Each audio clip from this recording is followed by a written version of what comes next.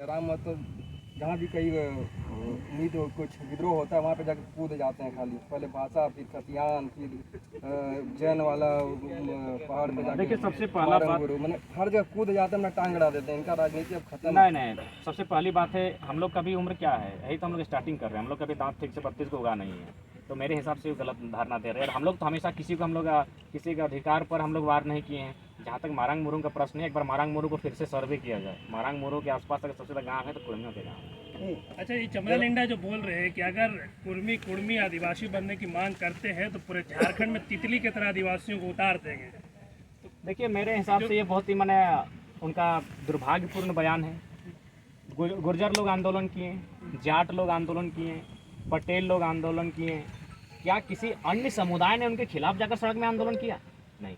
यानी कोई कम्युनिटी चाहे कोई समुदाय अपने अधिकार को संवैधानिक दायरों में मांग सकता है। हाँ, आप क्या कर सकते हैं, अगर आप असहमत हैं तो आप कोर्ट में जाकर फियाल दायर करते, याचिका दायर करते हुए कोर्ट में ये मांग कर सकते हैं। उसके बाद निर्णय लेना, उसको शामिल करना ना करना, ये कोर्ट का विषय रहता है। लेकिन आप एक भी, भारत देश में इतने आंदोलन हुए हैं, सभी समुदाय सभी वर्गों ने किया है, क्या किसी अन्य वर्ग ने उसके खिलाफ आंदोलन किया है? ये शायद झारखंड में ही हो रहा है। और मुझे लगता है अगर वास्तव में वे लोग आदिवासी चिंतक हैं तो उन्हें ये चिंता करना चाहिए कि जब अगला परिसीमन होगा, क्योंकि एक समय इसी भूभाग में कभी 70% आदिवासी हुआ करते थे, आज़ादी के जब हुआ तो उसमें 52% हुआ करते थे, आज 26 में आए हैं। जब अगला जनगणना होगा, खासकर जातीय जनगणना जो पूरे देश में बात उठ रही है, उसमें क्या स्थिति होगी?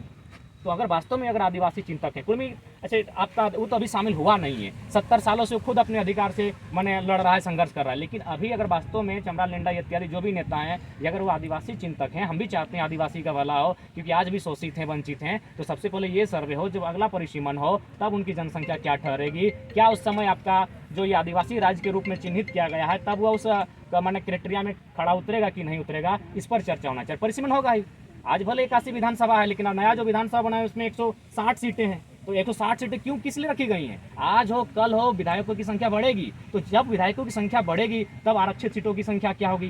क्योंकि आरक्षित सीट होना यानी उस समुदाय का भागीदारी होना।